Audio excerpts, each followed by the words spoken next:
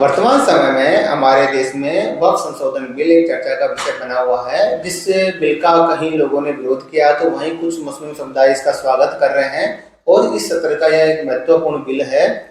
अब इस बिल को लाने की आवश्यकता क्यों पड़ी, क्या संशोधन इसके अंदर किया गया है, क्या पहले के जो नियम थे, जो एक्ट थे, उसमें क्या कमियां थी, वर्तमान प्रावधानों के तहत इसमें क्या सुधार किया जाएगा, इन सारी मुद्दों पर अपन यहाँ चर्चा करेंगे।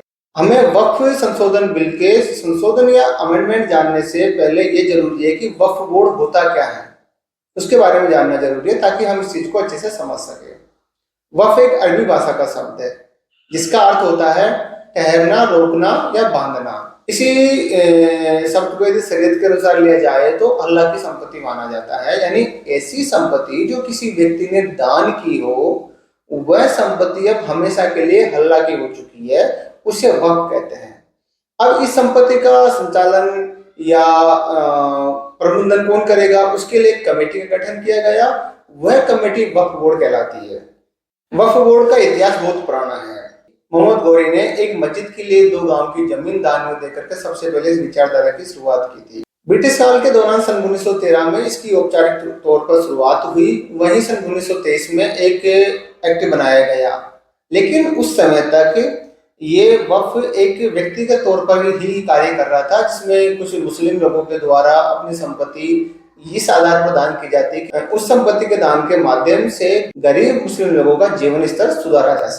हालांकि ये तब तक व्यक्तिगत स्तर पर था, जहां लोग गरीब मुसलमानों की मदद हेतु, शिक्षा व धार्मिक कार्य हेतु संपत्ति दान किया करते थे। आजादी के बाद सन 1954 में पहली बार वक्फ बोर्ड अधिनियम पारित किया गया। राज्य वक्फ बोर्ड की निगरानी हेतु सन 1964 में central Waqf council of India की स्थापना की गई और वर्तमान में यह वक्फ बोर्ड 1995 के आधार पर कार्य करता है। अब वक्फ बोर्ड का काम क्या है? प्रत्येक राज्य में एक वक्फ बोर्ड होता है। उसका कार्य मुसलमानों के द्वारा धार्मिक या चैरिटेबल हेतु दान की गई संपत्ति का प्रबंधन करना, संपत्ति से संबंधित विवादों का निपटारा करता है। अर्थात किसी मुस्लिम व्यक्ति द्वारा मुस्लिम समुदाय के विकास के लिए गए दान की गई संपत्ति का जो संरक्षण व संचालन या प्रबंधन करेगा, वह कमेटी वक्फ बोर्ड है। अब वक्फ का मालिक कौन है? प्रश्न उठता है कि ये संपत्ति किसकी होती है। तो साधारण तौर पर यह माना जाता है कि वक्फ का मालिक अल्लाह है। अर्थात जो संपत्ति आपने वक्फ को दान कर दी, यानी वक्फ का मतलब एक तरीके से दान होता है, जो संपत्ति आपने वक्फ कर दी है वो संपत्ति अल्लाह की संपत्ति हो चुकी है। अब उस संपत्ति में किसी भी प्रकार का ना तो कोई बेचानामा होगा किसी अदर पार्टी को, ना ही हस्तांतरित होगी, ना ही रूपांतरित होगी, और उससे संपत्ति पर किसी भी प्रकार का राज्य सरकार या सेंट्रल गवर्नमेंट का कोई हस्तक्षेप मान्य नहीं होगा। अब अगला बिंदु है, जो मेन बिंदु है कि वक्फ बोर्ड के पास कितनी संपत्ति है। एक डाटा के अनुसार मैं आपको बता दूं कि वर्तमान समय में वक्फ बोर्ड के पास 8,72,804 अचल संपत्ति है, जिसमें 9.4 लाख एकड़ जमीन है और इसके अलावा 16,716 प्रकार की चल संपत्तियां हैं। हम साधारण तौर पर ऐसा समझ सकते हैं कि भारत के अंदर भारतीय सेना व भारतीय रेल के बाद यदि किसी के पास सर्वाधिक जमीन है तो वह है वक्फ बोर्ड के पास। अब हम अनुमान लगा सकते हैं कि कितनी जमीन वक्फ बोर्ड के पास हो। और सबसे बड़ी बात यह है कि इस संपत्ति का ना तो बेचा जा सकता है, ना इसका कोई रूपांतरित किया जा सकता है। एक बार यदि वक्फ की हो गई तो उस पर अब किसी भी प्रकार की एक्टिविटीज के लिए स्टे लग चुका है। वह सिर्फ धार्मिक कार्यों में ही काम आ सकती है, वो भी वक्फ बोर्ड यदि परमिशन दे। प्रत्येक राज्य में एक वक्फ बोर्ड होता है जिसमें एक सीईओ होता है, जिसकी नियुक्ति राज्य सरकार करती है। वह एक वरिष्ठ प्रशासनिक अधिकारी होता है और वही वक्फ बोर्ड के सारे कामकाज को संचालित करता है। अब हम यह जब इतना सब कुछ चल रहा है तो इस बिल में या वक्फ बोर्ड एक्ट के अंदर संशोधन करने की आवश्यकता क्यों पड़ी? इसके कई सारे बिंदु हैं जिसको लेकर के सरकार बिल लेकर के आई है कि वक्फ अधिनियम 1995 कि जो वक्फ अधिनियम वर्तमान में कार्यरत है उसको संशोधित करके इसमें कुछ पारदर्शिता ला सके। अब मेन जो बिंदु है वो यही आता है कि क्या प्रावधान लेकर के सरकार आई है, क्या सुधार इसके अंदर करना चाहती है। उन सुधारों पर अपन एक एक करके चर्चा करते हैं। पहले ये नियम था कि यदि कोई भी संपत्ति जिस पर किसी का मालिकाना हक नहीं है या किसी तरीके से वो विवादास्पद है या वक्फ बोर्ड को यह प्रतीत होता है कि यह वक्फ में काम ली जा रही है, धार्मिक एक्टिविटीज में काम ली जा रही है या इसका अधिग्रहण वक्फ के लिए उचित है, तो वक्फ बोर्ड एक सर्वे करता था उस संपत्ति का और उस संपत्ति को वक्फ कर देता था, यानी दान में मान लिया जाता था। अब यह अधिकार वक्फ बोर्ड के पास नहीं रहेगा। नए नियम लागू होने के बाद यह सर्वे करने का अधिकार जिला कलेक्टर के पास है कि कौन सी संपत्ति वक्फ की संपत्ति है या हो सकती है। अब यह अधिकार जिला कलेक्टर के पास रहेगा। पहले ये होता था कि कोई भी व्यक्ति अपनी संपत्ति दान कर रहा है या किसी भी व्यक्ति की संपत्ति जो जिस पर उस व्यक्ति का कब्जा तो है लेकिन उसके पास उसके लीगल डॉक्यूमेंट्स नहीं है, तो वक्फ बोर्ड उस संपत्ति को वक्फ में शामिल कर लेता था। लेकिन अब ऐसा नहीं होगा। यदि कोई भी व्यक्ति अपनी संपत्ति वक्फ में डोनेट कर रहा है या दान कर रहा है तो सर्वप्रथम वह संपत्ति उस व्यक्ति की होना जरूरी है, वह भी डॉक्यूमेंट्स के आधार पर। दूसरा, उसके दान करने का जो भी प्रोसेस है वो लीगल तरीके से होना चाहिए। पहले की तरह नहीं कि दान कर दिया किसी को पता ही नहीं है या अपने उस संपत्ति को अपनी मान ली किसी को पता ही नहीं है। कहीं केस ऐसे सुनने में आए हैं कि किसी व्यक्ति की संपत्ति वो अपने कई सालों पहले ही अपनी मान ली, जैसे कि आपकी संपत्ति है और आज आप अपनी संपत्ति को बेचने या लोन लेने जा रहे हो तो आपको पता चलता है कि वो संपत्ति तो आपकी है ही नहीं, वो तो वक्फ बोर्ड की हो चुकी है। फिर आप उसके लिए ट्रिब्यूनल में जाओगे तो वहां भी आपको कोई न्याय नहीं मिलता था। इन सारी चीजों को देखते हुए भारत सरकार ने प्रावधान लाने की कोशिश की है कि अब किसी भी संपत्ति को वक्फ की तभी माना जाएगा जब वह संपत्ति लीगल प्रोसेस के तहत दान की जा रही हो। कई बार ऐसा होता है कि जैसे कोई व्यक्ति अपनी संपत्ति को बेचने के लिए या उस पर लोन लेने के लिए प्रोसेस करता है तो उसको पता चलता है कि वो संपत्ति उसकी है ही नहीं, कि वो संपत्ति तो वक्फ बोर्ड की हो चुकी है। अब वो व्यक्ति वक्फ ट्रिब्यूनल के पास जाकर के अपनी अपील करता है तो वक्फ ट्रिब्यूनल पहली ही पेशी में उसकी अपील को खारिज कर देता है, यह कहते हुए कि वक्फ बोर्ड ने समय नियत कर रखा है कि आपकी संपत्ति वक्फ बोर्ड की होने के बाद इतने समय के अंदर ही आप किसी भी तरह की अपील दायर कर सकते हो। अब आपका समय पूरा हो चुका है, हम आपकी अपील नहीं सुनेंगे। अतः अब इस प्रकार यदि वक्फ ट्रिब्यूनल ने यह कह दिया कि यह संपत्ति वक्फ बोर्ड की हो चुकी है तो उसमें कोई सा भी भारतीय न्यायालय किसी भी प्रकार का हस्तक्षेप नहीं कर सकता था। वो संपत्ति हमेशा के लिए वक्फ बोर्ड की हो चुकी है। लेकिन सरकार द्वारा लाए जा रहे नए प्रावधान या नियम के तहत अब यह होगा कि यदि कोई संपत्ति विवादास्पद है तो उसकी सुनवाई या उस विवादित संपत्ति का निस्तारण वक्फ ट्रिब्यूनल न करके जिला कलेक्टर करेगा, रेवेन्यू बोर्ड करेगा। और उसके बावजूद भी यदि किसी प्रकार की असंतुष्टि आपको है, संबंधित व्यक्ति को है, तो वह भारतीय किसी भी माननीय न्यायालय में जाकर के अपनी अपील दायर कर सकता है, उसकी सुनवाई होगी। अर्थात वक्फ ट्रिब्यूनल का जो एकाधिकार या मोनोपोली या तानाशाही जिसे कह सकते थे वो खत्म हो चुकी है। अब व्यक्ति को इस संबंध में विवादित संपत्तियों को लेकर के न्याय मिलने की पूरी उम्मीद है। तीसरा जो इस बिल के अंदर सुधार किया जा रहा है या अमेंडमेंट किया जा रहा है वह है स्वामित्व और सर्वेक्षण को लेकर के। वक्फ एक्ट 1995 की धारा 40 के तहत वक्फ बोर्ड को यह पूर्ण रूप से अधिकार था कि वह किसी भी संपत्ति को धार्मिक कार्य हेतु या हमेशा के लिए बिना किसी लीगल प्रोसेस के, बिना किसी स्वामी के, बिना जमीन के मालिक से अनुमति लिए या फिर बिना कोर्ट के परमिशन के वह उसे वक्फ बोर्ड में शामिल कर सकता था। वह किसी भी ऐसी जमीन को सर्वे कर सकता था जिसको वक्फ बोर्ड में शामिल करना वक्फ के लिए उचित था। लेकिन नए नियम के तहत अब ये बिल्कुल भी संभव नहीं है। अभी वो सर्वे का अधिकार जिला कलेक्टर को दिया गया है और जिला कलेक्टर को ही अधिकार दिया गया है कि किसी जमीन को वो वक्फ में शामिल करने के लिए परमिशन देता है या नहीं देता है। साथ ही जो पहले बिना भूमि स्वामी के अनुमति के या किसी भी प्रकार की विवादित भूमि को लेकर के या किसी ऐसी भूमि जिसका कोई स्वामी नहीं है या उसका कोई लीगल डॉक्यूमेंट्स उनके पास नहीं है उसको वक्फ बोर्ड शामिल कर लेता था, अब ऐसा बिल्कुल भी नहीं होगा। अब जिला कलेक्टर ये सर्वे करेगा कि उक्त जमीन या उक्त प्रॉपर्टी किसी भी नियम के तहत वक्फ बोर्ड में शामिल होने का पूरी हैरताएं रखती है या नहीं। यदि नहीं रखती है तो वह जमीन वक्फ बोर्ड में अब शामिल नहीं होगी। अर्थात ऐसा वक्फ बोर्ड के पास अब कोई अधिकार नहीं है कि वो बिना लीगल प्रोसेस के किसी भी संपत्ति को वक्फ कर सके, यानी वक्फ बोर्ड में दान करवा सके।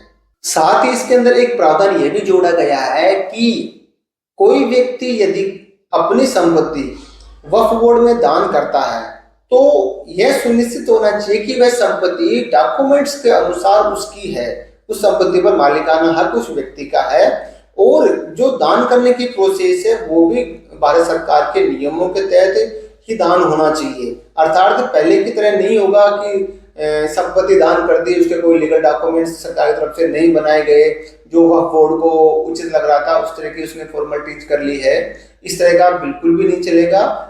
और सारा प्रोसेस उनको लीगल तरीके से ही करना होगा, तभी जाकर के वह संपत्ति वक्फ बोर्ड की मानी जाएगी। वक्फ बोर्ड के पास संपत्ति के तौर पर मस्जिदें, कब्रिस्तान, ईदगाह, मजार, कृषि भूमि, इमारतें, स्कूल, दुकानें व सामाजिक संस्थाएं आती हैं। इसके अलावा कई प्रकार की चल अचल संपत्तियां इनके पास है। और नए विधेयक के अंदर यह प्रावधान किया गया है कि कोई भी महिला जो विधवा है, तलाकशुदा है, या ऐसे बच्चे जो अनाथ है, उनकी संपत्ति वक्फ बोर्ड अधिकृत नहीं कर सकता है, वो बिल्कुल पूर्ण रूप से बैन कर दी गई है। एक प्रावधान इसके अंदर यह भी लाया गया है कि पहले क्या होता था कि आपकी संपत्ति वक्फ बोर्ड ने अधिकृत कर ली, आपको पता ही नहीं है कि मेरी संपत्ति वक्फ बोर्ड ने ले ली है, और आप साल समय बाद, 2 साल बाद, 5 साल बाद जब भी उसका बेचान करने या फिर उस पर किसी प्रकार का लोन लेने के लिए जाते थे तो पता चलता था कि मेरी संपत्ति तो वक्फ बोर्ड की हो चुकी है, और वह कोई उसका किसी भी तरीके का कोई जानकारी सार्वजनिक नहीं करता था। अब सरकार इस पर एक कठोर कानून ये लेकर के आ रही है कि कोई भी संपत्ति यदि वो वक्फ बोर्ड में शामिल हुई है या उस संपत्ति का दान हुआ है वक्फ के तहत, तो उस संपत्ति का विदिन 6 मंथ के अंदर एक केंद्रीय पोर्टल पर उसकी जानकारी अपडेट करना अति आवश्यक है। इससे ये पता चल जाएगा कि किसी व्यक्ति की संपत्ति दान हुई है, किस आधार पर हुई है, और इसका लीगल प्रोसेस हुआ है या नहीं हुआ है। अर्थात इस तरह की पारदर्शिता लाने के लिए कानून लाया जा रहा है कि जो भी संपत्ति का दान हो या जिसमें इस तरह की प्रोसेस हो वो लीगल तौर पर होनी चाहिए। मैं आपको बता दूं कि वक्फ बोर्ड के पास भारत के सबसे बड़ी तीसरी संपत्ति का मालिक है। वक्फ बोर्ड के पास इतनी संपत्ति है कि जमीनी तौर पर यदि देखा जाए तो भारतीय सेना और भारतीय रेल के बाद सबसे ज्यादा जमीन के यदि कोई मालिक है तो वह वक्फ बोर्ड है। इस कानून में एक ऐसा प्रावधान भी लाया गया जिसको लागू होने के बाद वक्फ नाम ही खत्म, यानी कि अब वक्फ का नाम बदल करके उम्मीद कर दिया जा रहा है। इस बिल के लागू होने के बाद वक्फ का नाम बदलकर उम्मीद रखा जाएगा। अल्पसंख्यक मंत्री किरेन रिजिजू ने बताया कि इस विधेयक के पारित होने के बाद लागू होने वाले कानून को नया नाम उम्मीद यानी कि unified Waqf management empowerment efficiency and development act नाम दिया जाएगा।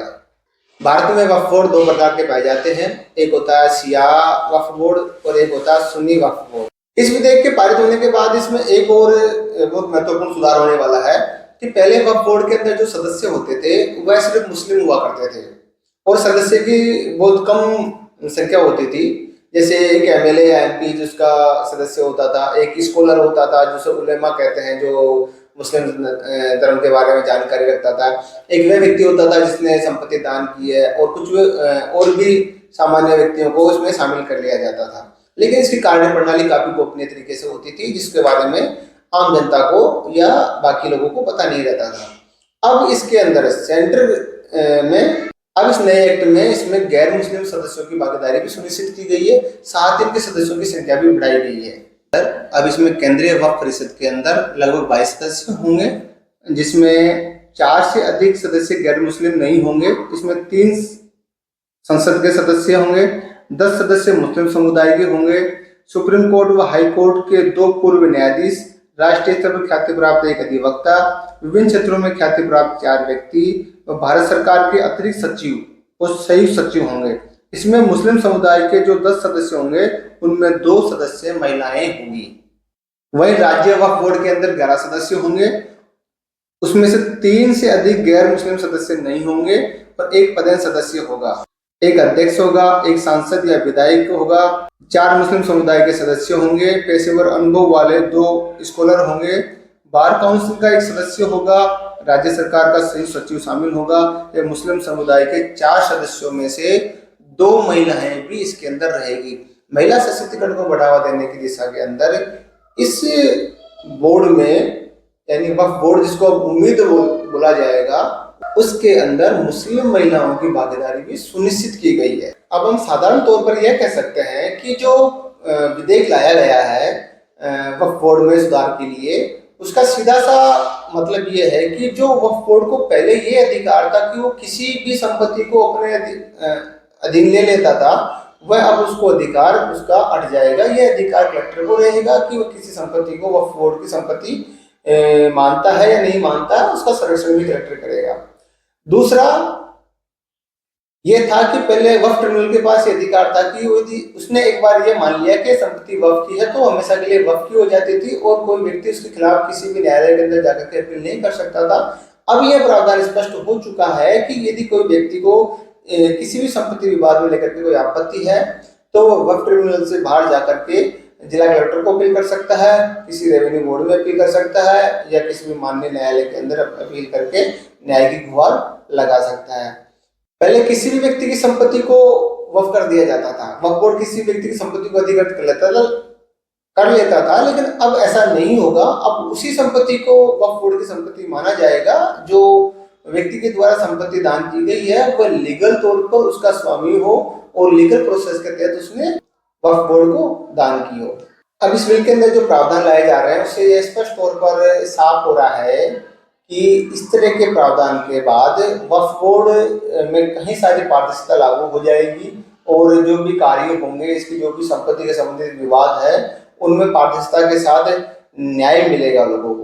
आपको यह जानकारी कैसी लगी? कौन सा प्रावधान आपको बहुत ज्यादा अच्छा लगा है? वह क्या इसके अंदर और अच्छा हो सकता था? भारत सरकार का यह कदम कैसा है? आप इस संबंध में मुझे कमेंट्स कर सकते हैं।